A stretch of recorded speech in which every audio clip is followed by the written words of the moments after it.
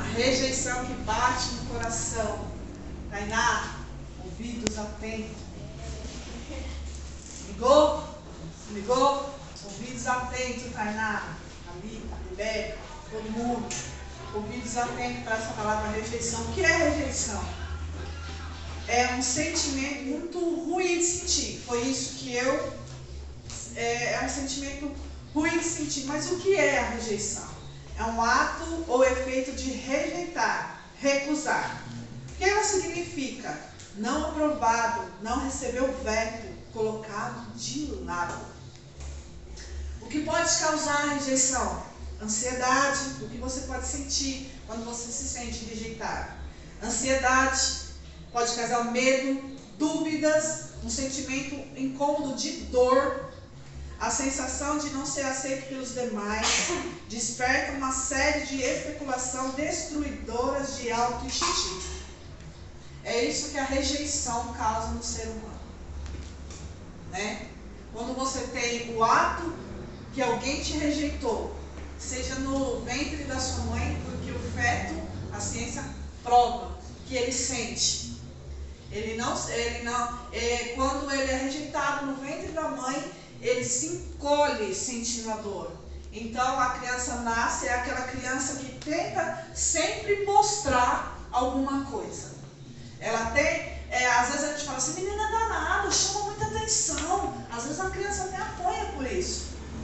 E não, isso é um ato de rejeição, que nem a criança entende o que ela está sentindo.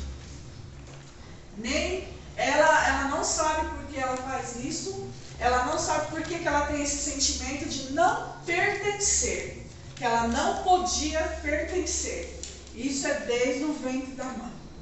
Mas tem criança que é super aceito no ventre da mãe. Tem criança que é super desejado no ventre da mãe. Tem criança que foi concebido diante de uma programação assim, estapafúrdia. Que palavra, né? Mas assim, ela foi planejada, ela foi querida, ela foi amada. Então a criança não sente isso. Mas no decorrer da vida, alguém pode a rejeitar. Alguém pode rejeitá-la. Então ela tem esse sentimento também de não pertencer. A rejeição, ela causa uma alta baixa estima. A pessoa que sente rejeição, a criança, o adulto que sente rejeição, ele tende a aceitar pouquíssimo, para não dizer migalhas, de outras pessoas.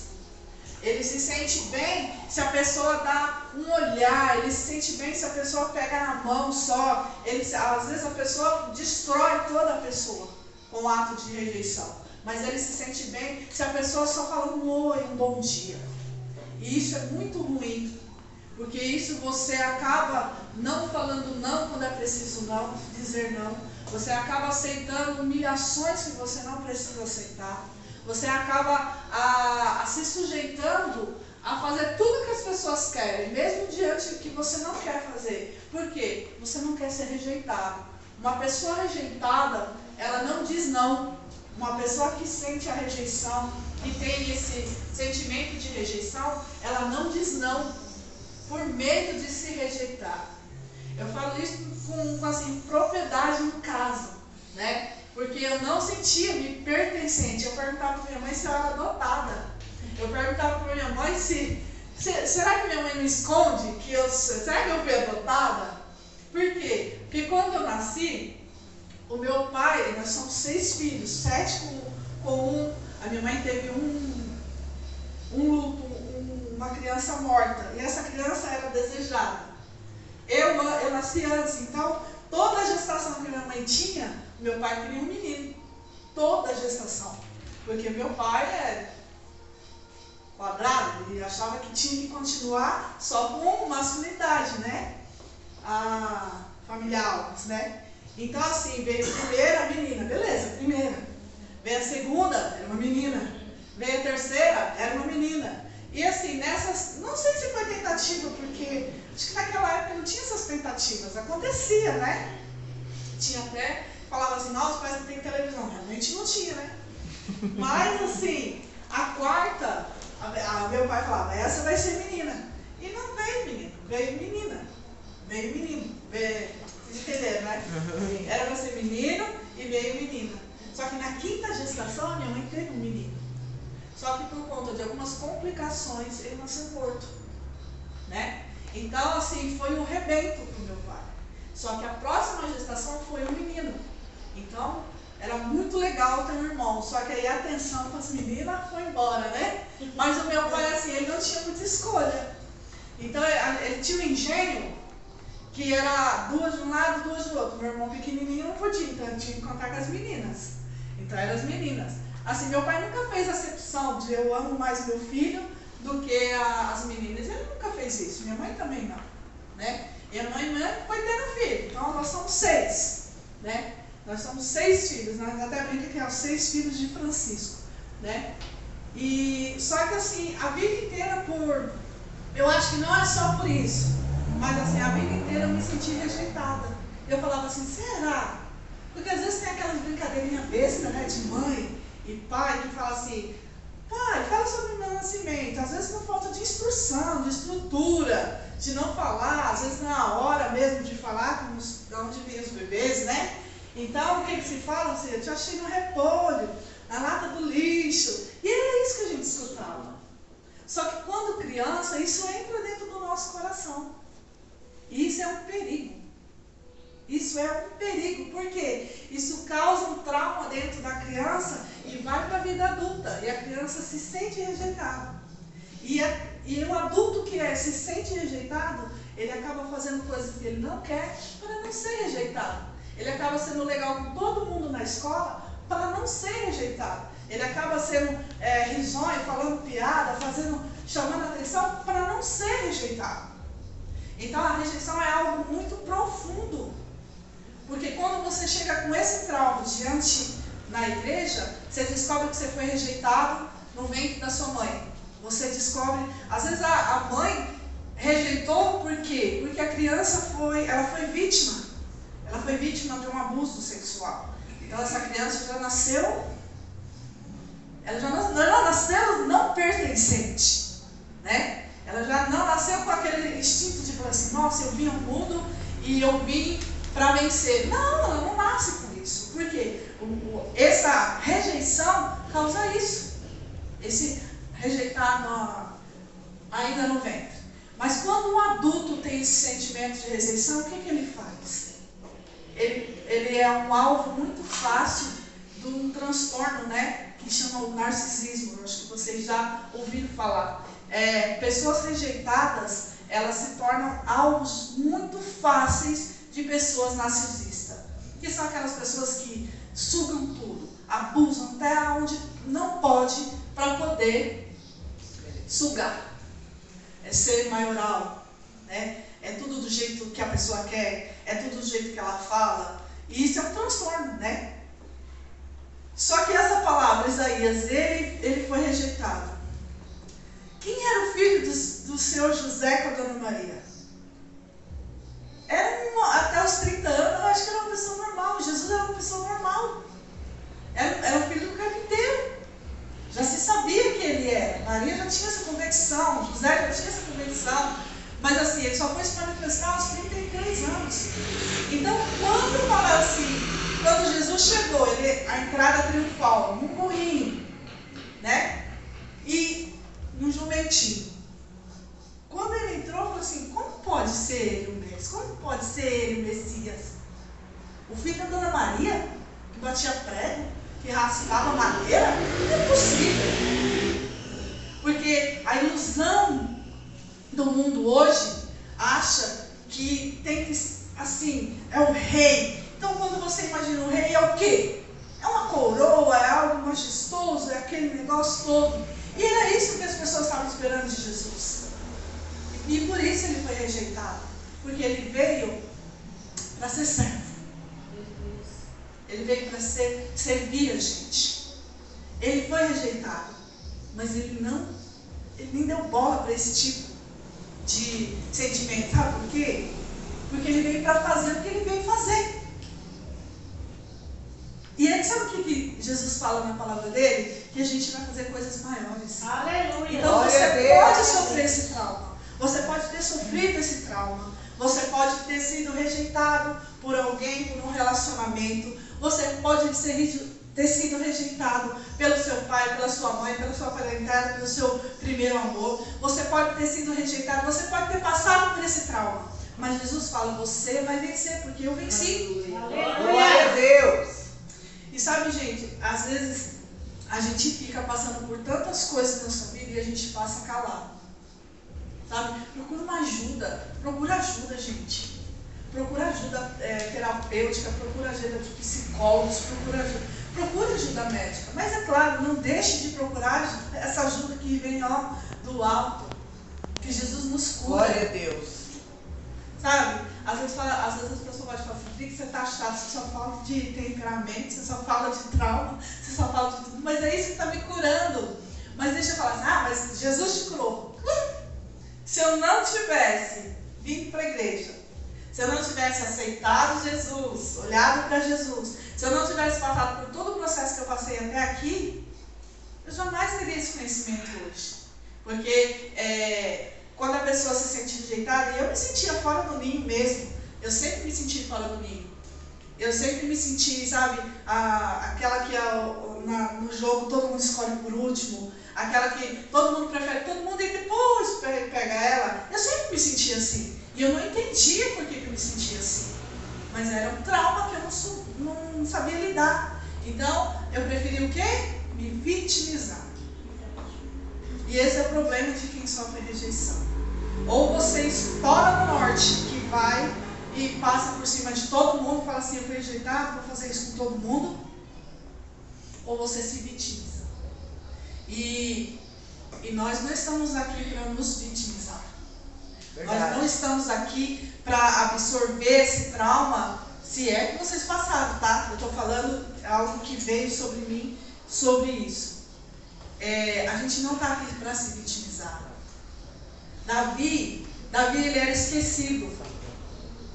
Davi era só o pastorzinho de ovelha. Ele era esquecido. Foi esquecido no dia da unção. No dia que Samuel foi ungir ele simplesmente foi esquecido. Ele podia pegar esse trauma para ele e fazer o quê? Se vitimizar. Mas não. Ele não se vitimizou. Lia foi esquecida, Lia foi rejeitada. Essa foi mesmo. Até desde pelo pai até pelo marido e tudo. Mas um dia que ela falou assim, é para o Senhor. Ela começou até a dar nome diferente. Né? Ana se sentia rejeitada. Porque não rejeitada, ela se sentia menos. A rejeição faz isso com a gente se sente menos. E você não pode se sentir menos. Porque Jesus, ele deixou até esse exemplo.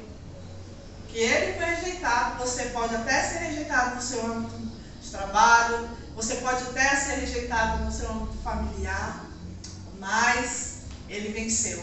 Ele veio para fazer o que veio fazer e fez, bem feito. E nós vamos fazer também. Nós também vamos nos livrar desse vitimismo, nós também vamos nos livrar dessa explosão, falar, tu não quer, tem quem queira. Também a gente tem que se livrar disso. Porque é isso que a rejeição nos leva. A rejeição nos leva ou ser de mais ou ser de menos. E você não pode nem ser demais a ponto de passar em um trator por cima dos outros porque fizeram isso com você. Né? Às vezes acontece coisa na nossa vida que porque a gente fizeram com a gente passa igual um trator. A gente tem que tomar muito cuidado com esses votos secretos. Eu fiz um voto secreto quando eu era mais jovem. Esse voto secreto, eu falei assim, fizeram isso comigo? Peraí. Eu me dei muito mal. Até descobrir que era um voto secreto. Quando é um voto secreto que você descobre, fala, fizeram isso comigo, vou fazer também. Agora ninguém pisa mais em mim, eu que vou pisar. Agora ninguém mais me trai, eu que vou trair. Agora ninguém vai fazer isso comigo. Ninguém mais vai me usar, eu que vou usar. Só que com isso é só quem ganha é Satanás. Satanás ganha. Ele bate pau. Ele ajuda a fazer que é uma beleza. Mas ele não ajuda a esconder. Então a gente tem que tomar muito cuidado com esses traumas. Principalmente com trauma de rejeição. Principalmente porque quando você se sente rejeitado, você não é uma pessoa feliz. Você tenta todo dia. Mas esse trauma é como se fosse aqueles cabos de aço que você tenta ir para frente e ele te puxa para trás. Você tenta para frente e fala, nossa, nada na minha vida dá certo. Tudo que eu começo eu não termino. Isso vem do trauma de rejeição. Porque você não sente, a palavra é você não sente merecedor. E eu estava conversando com a minha terapeuta, porque terapeuta passa por terapeuta. E ela estava falando, eu falei assim, eu não me sinto persistente. Tudo que eu começo eu não termino. Tudo que eu é um foco para fazer. Quando vai fazer, eu falava para ela, eu falei, nossa, sabe, é um negócio assim para fazer. E quando eu vou fazer, nossa, mas não quero não. Por quê? Porque essa falta de merecimento. Às vezes você está aí no banco aí falando assim, não, eu não consigo fazer isso. Não mereço fazer isso. Porque era isso que acontecia comigo. Eu não me achava merecedora. Até o dia que eu quebrei esses cabos de aço. Eu mereço sim. Deus. Você merece sim. Aleluia. Você merece terminar o que você começa. Você merece estudar o que você quer estudar. Você merece o trabalho que você quer ter. Você merece. Todos nós merecemos aquilo que nós queremos. Desde que nós desprendamos desses cabos de aço que nos tira a força. Sabe? Às vezes a gente começa uma coisa, um projeto e não termina. Por quê? Porque a gente não é merecedora desse troféu. Aí a gente vem com aquela coisa assim, fala assim, eu não mereço, não, eu não quero aparecer. Não, eu não quero esse troféu. Não, esse troféu é tudo para a glória de Deus. É claro que é para a glória de Deus, mas é através de você. Aleluia. É através de você. Aleluia. Gente, vocês estão aqui? Amém. Aleluia. Vocês estão aqui? Glória a Deus. Vocês estão pensando no trauma que vocês podem ter? Né? E às vezes a gente fala, nossa, será que é por isso que eu começo e não termino? Pode ser. Por que não, né? Pode ser. É uma descoberta, mas começa a pesquisar sobre o tema. Ah, não concordo com nada que a Drica falou. Começa a pesquisar. É assim que você vai adquirir conhecimento. É pesquisando. Porque você vai descobrir o que você queria, o que você não queria. Né? Porque eu não queria que fosse isso. Eu queria que fosse uma coisa, uma doideira na minha cabeça e falasse, passou. Não. É um trauma que eu tenho que vencer. E outros tantos. Nossa, a coisa mais maravilhosa do mundo é você se livrar de coisas que te levavam para trás. E você achava que era simplesmente o seu jeito. Sabe? Eu nasci assim, vou morrer assim. Quem lembra? Gabriela. Cuidado das Gabriela, né, gente? Essa síndrome de Gabriela. Eu nasci assim, me aceita assim. E você que lute. Você que lute. Eu nasci assim, vou morrer assim. E não é assim. Deus não te fez assim. Deus te fez perfeito. Glória a Deus. Deus te fez a semelhança dele. Então você é amada, você é corajosa, você consegue, você termina. Você termina o que você começa. Glória a Deus. Sabe? O que você planta, frutífera, dá fruto, dá muito fruto. Às vezes seus frutos não saem, sabe por quê? Sabe por que meu fruto não brota? Porque a minha raiz está podre. Então você tem que descobrir a raiz. Verdade. Onde estão as suas raízes? Como que estão as suas raízes? Para dentro, para fora, a mostra. Esse dia eu senti uma dor no coração que minha patroa comprou uma lavanda. Nunca tinha visto a planta lavanda. Só que ela não sabe cuidar. Com toda a internet do mundo, a planta morreu. Alagada. E eu fiquei triste. Eu falei, como pode uma planta morrer alagada? E eu falei assim, deixa eu reviver ela, deixa eu tentar reviver, porque eu cortei assim, igual a Miyagi, a plantinha, e vi que estava verde. Aí eu falei assim, acho que está viva ainda. Aí eu descobri, eu fui pesquisar sobre a lavanda. A lavanda é calmante, eu não sabia. Eu achava que era só para dar essência, cheirosinha, em casa. Mas a menina falou que toma até chá. E é a coisa mais linda da lavanda. Só que você vai ver as raízes da lavanda, não gosta de água. A lavanda gosta de ser regada, mas a água não pode parar. E estava praticamente podre a raiz dela. Ela não sabia cuidar da raiz. Às vezes a gente não sabe cuidar da nossa raiz. A gente não sabe nem se a gente tem raiz. Verdade. Às vezes a gente não sabe nem o que a gente é. Às vezes a gente não sabe nem quem somos, nem para que somos, nem para onde vamos. Onde eu estou, onde eu vou. É assim, né? E às vezes essa falta de conhecimento de você, de mim, essa falta de saber quem eu sou, essa falta de você saber quem você é que é os cabos de aço. Hoje eu trouxe a rejeição. Mas vai haver traumas que você vai se encontrar, se for assim, é por causa disso. Mas você tem que saber das suas raízes. Você tem que saber como cuidar das suas raízes. Você tem que saber que profundidade está as suas raízes. Onde está a sua raiz? Como está a sua raiz? Se seu fruto não sai, está minguado. Por que está minguado? Tem que pôr mais água, tem que tirar menos água, tem que pôr mais terra, tem que pôr adubo. Como é que está a sua raiz? Como é que está a minha raiz? Minha raiz estava doente. E eu achava que eu já estava bem. Minha raiz estava doente. Mas aí a falta de conhecimento é uma coisa que você coloca na sua raiz, que mata a sua raiz. Mas quando você traz o conhecimento sobre si, você começa a se tratar. E é muito bom isso. Quando você se trata, você passa a amar mais, entender mais, julgar menos. Sabe? Você passa a entender as pessoas. Você fala assim, não é possível que a pessoa é desse jeito, não. Mas você vai ver o que aconteceu com a pessoa. Destruir a raiz dela, jogar tanta água, jogar tanto lixo na raiz da pessoa. E você não sabe. Às vezes a pessoa está lá morrendo do seu lado e você não consegue nem ver a raiz dela.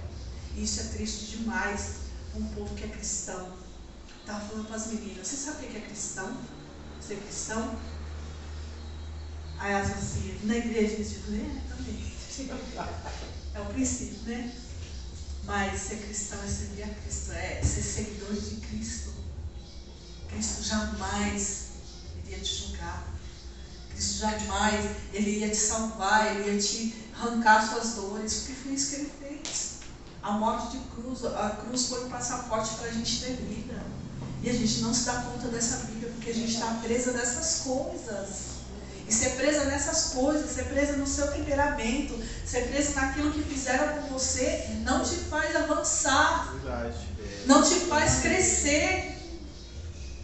E quem quer crescer aqui? Amém. Glória a Deus. Quem quer crescer? Só que você não vai crescer só olhando para o seu eu. A gente não cresce só olhando para nós. A gente não cresce só olhando para aquilo que aconteceu na nossa vida. A gente não cresce olhando para as nossas deficiências ou falhas. A gente cresce em conhecimento, se conhecer. Você se conhecer e fala assim, eu sou amada. Eu sou imagem e semelhança do meu Deus. Meu Deus. Tem um dizer no mundo que fala, quando a pessoa come, fala assim, eu estou alargando o tempo, né? Você já ouviu falar assim, eu estou, como é que é? Alargando o tempo do Espírito. Isso. Ô, gente. O tempo do Espírito Santo é para ser ilustrado, é para ser cuidado, é para ser colocado em luz, é para ser... É o Espírito Santo que está dentro da gente. Como é que a gente fala isso? A gente não se cuida. Eu demorei tanto, gente, para acordar. No começo do discipulado, a pastora falava assim, disso. Eu sabia que era o meu bem, mas eu não queria ouvir mais nada disso, sabe? Eu já estava de piquache já. E ela falou assim, não falo mais. Lembra, pastora? Ela falou, não falo mais. Aí na hora eu falei, graças a Deus que ela vai falar mais disso. Só fala de comer, que não posso comer, que isso, aquilo outro. Mas ela estava falando do meu bem e eu estava assim, sabe? Com a minha raiz úmida demais, eu estava com a minha raiz muito regada daquilo que eu queria para mim. Mas hoje eu vejo que, pastor, me perdoa. Porque hoje eu vejo que era para o meu bem. Sabe? Hoje eu vejo que era para o meu bem. E eu falava assim, eu não posso tratar de uma pessoa que eu não estou tratada. Né? Isso é uma área que a pastora falava para mim. Isso era uma área que nós brincamos que nós dá vontade de dar tudo santo, é soco santo, é voadora santa, tudo santo na pessoa, para nós ir para o céu, né, gente? Porque nós temos que ir para o céu. Nós não pode, depois de tudo que a gente passou, de tudo que depois que a gente descobriu, depois de tudo que a gente se transformou, a gente ainda ficar. Não pode. Ser cristão é seguir a Cristo, gente. Ontem a gente falou muito sobre fidelidade. A gente falou muito sobre ser cristão é servir a Cristo. E você é cristão só na igreja? Eu falei para elas, Deus está onde? Onde Jesus Cristo está? Sabe, Deus? Eu falei, você sabe que Deus Cristo é onipresente, Ele está em todo lugar. Então Ele está na sua escola, então você tem que ser cristão lá. Ele está na sua faculdade, então você tem que ser cristão lá. Ele está no seu trabalho, então o mundo todo está fazendo coisa errada. Cristo está lá também. Então ser cristão é ser Cristo onde Cristo está. E onde Ele está, Ele levou sobre si todas as nossas dores.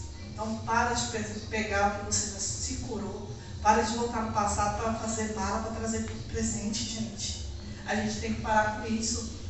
O passado passou, foi duro, foi triste, mas você chegou até aqui. Você está aprendendo que isso pode ser uma raiz, que você tem que cuidar. Então cuida dessa raiz. Então, sabe, traz a clareza sobre nós, que Jesus Cristo, eu falei, Senhor, nada de mim e tudo do Senhor. Porque se você continuar, é um peso terrível isso que você traz. Quando você não se cura, é um peso muito grande. É uma mala que você, sabe, você está sempre cansada, você está sempre com o semblante abatido, você está sempre querendo nada. Começando tudo e querendo nada. Por quê? Porque é pesado. Vamos liberar isso, gente. Sabe? Quando você se livra de um trauma, quando você descobre por que você tem determinada ação, você se livra, não era por causa disso, então não vou fazer mais. Não é assim quando a gente conhece a Cristo? Sim. Quando a gente conhece a Cristo, a gente fala assim, eu fazia isso, eu fumava, bebia de vez em quando, eu fumava muito, não muito, mas muito longo, muitos anos. Eu falava, eu conheço a Cristo, eu não posso colocar fumaça imunda no templo do Espírito Santo. Falei para a Dejana, ela falou assim, da palavra que saiu lá na palestra, né, de Outubro Rosa. E eu falei assim, nossa, Dejana, qual foi a palavra? 1 Coríntios? É Coríntios. 1 Coríntios 6:20. Isso que fala que a gente é o templo do Espírito Santo. E foi a primeira palavra que foi na minha casa, quando eu morava lá no sertãozinho. Você não sabe que você é o templo do Espírito Santo? Como é que você faz tanta sujeira com o templo do Espírito Santo desse jeito? Sabe? Naquela época as irmãs queriam falar só de uma área. Mas eu não sabia, eu sabia que não era só aquela área que eu tinha que limpar. Eu sabia que eu era o templo do Espírito Santo, que alguma coisa tinha que acontecer na minha vida. E aconteceu. Eu tive que fazer escolhas, eu tive que fazer renúncias. Eu tive que escolher a Deus assim, doendo, sangrando e, sabe, inflamada. Eu tive que escolher a Deus, porque não dava mais para ficar entre o pecado e Deus. Não dava mais para ficar entre a promiscuidade de Deus. Não dava mais para ficar entre, sabe, atos que já não pertenciam mais de quem era de Deus. Então eu fui entendendo, eu falei, Senhor, me ajuda, pega na minha mão, porque sozinha eu vou voltar atrás e vou voltar com força. E Ele me ajudou.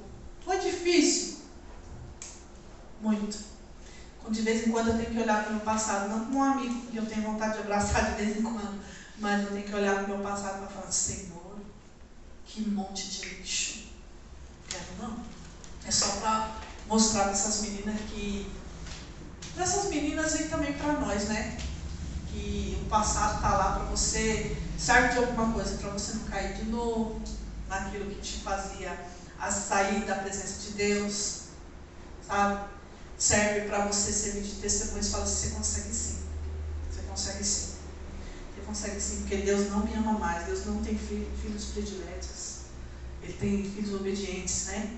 E Ele não me ama mais do que ama você. Se eu conseguir chegar aqui, gente do céu, vocês conseguem muito mais longe. Eu vou ficar muito feliz de ver cada um se libertando de algum trauma, sabe? Eu vou ser muito feliz se eu for um instrumento na vida de vocês, para estar ajudando vocês. E é isso que eu quero para a minha vida, ajudar. Eu falava sempre nas minhas orações, Senhor, põe paixão por almas. Mas às vezes a gente acha que a alma só está lá fora, né?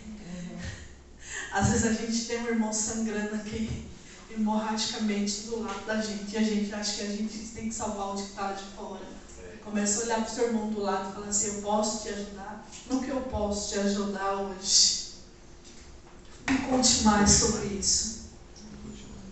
Me conte mais sobre isso. É uma frase terapêutica. Me conte mais sobre isso. O que você sente?